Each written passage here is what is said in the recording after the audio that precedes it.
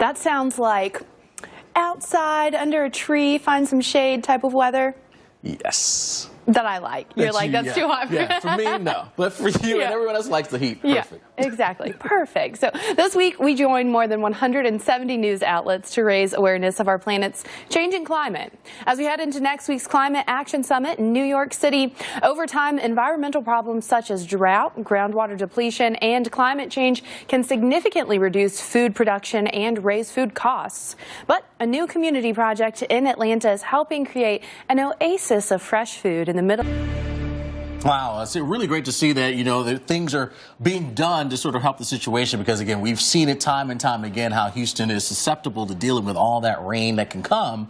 So doing and putting things in place to help the situation is a good thing to see. And it doesn't even have to be a storm like Harvey. They're expecting quite a bit of rain over the next several days, so something to be vigilant about, even when you don't have a storm like Harvey knocking on your door. Absolutely. So the tropics from the Atlantic to the Pacific certainly coming to life. So you tune into that. All right, let's talk the rest of the tropics. And there's a lot of circles out there from the Pacific into the Atlantic as well. Too many circles. There's a lot. You got invest areas. You've got a couple of hurricanes out there for us as well. So let's try to go through some of these here and talk about some of the impacts that we may find. Of course, we've got Hurricane Umberto. There it is, churning here. It's a Category 2, 100-mile-per-hour hurricane right now.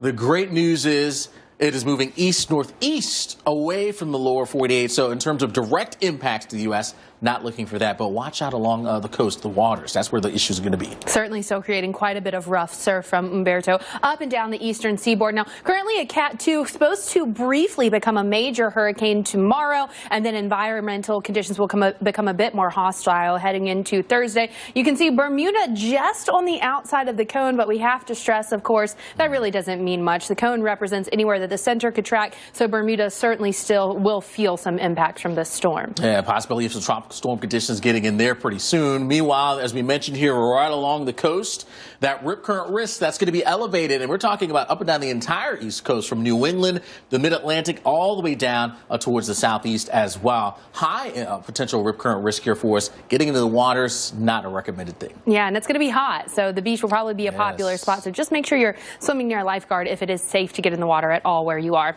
We also have Invest 97L, 90% chance of development over the next 5 days with this system. Yeah, this thing's moving generally on off towards the north and the west, and that will be the general sort of a path over the next few days.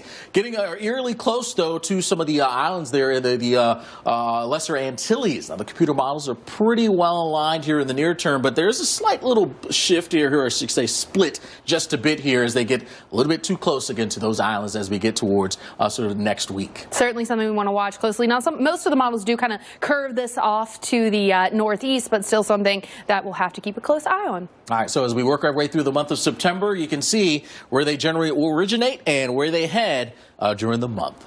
Well, tropical disturbance in the Gulf of Mexico, that's bringing rounds of rain. Hurricane Umberto, currently a Category 2 storm, just a little over 550 miles to the west of Bermuda, moving to the east-northeast at 8 miles per hour, so moving kind of slowly, but it is moving farther away from the U.S. mainland. Still going to keep a close eye on this in Bermuda. Now, you'll notice that Bermuda is actually just outside of the forecast cone now, but that does not really mean much. As we know, we tell you don't just pay attention to the center of the cone because the cone represents anywhere that the center of the storm could track. So if this does end up tracking a bit farther to the south, the center, even with Bermuda outside of the cone, they will feel great impacts. And you can see that there is a very high likelihood, even given the current forecast, that Bermuda will feel tropical storm force winds from Umberto as it moves near there later on this week. As mentioned, we do have that high risk of rip currents from all up and down the coast of Florida into the Carolinas, so included in the Outer Banks, Myrtle Beach. If you're at either of those places, please be careful. You're going to be dealing with a very rough surf and a high risk of rip currents. That's stretching up into Virginia Beach as well. And then you can see even a low risk of rip currents, so still some rip currents there for the coastal portions of New England. So as Umberto sails out of the picture, though, residents of North Carolina's Outer Banks are cleaning up from the 7-foot storm surge delivered by Hurricane Dorian. As Jen Carfagna explains the hardest hit island, Ocracoke, is just now beginning what will be a long road to. There's one school in Ocracoke. It has 174 students from pre-K to 12th grade. Officials say repairs will likely take the rest of the academic year. They hope to get students in temporary classrooms in 2 to 3 weeks.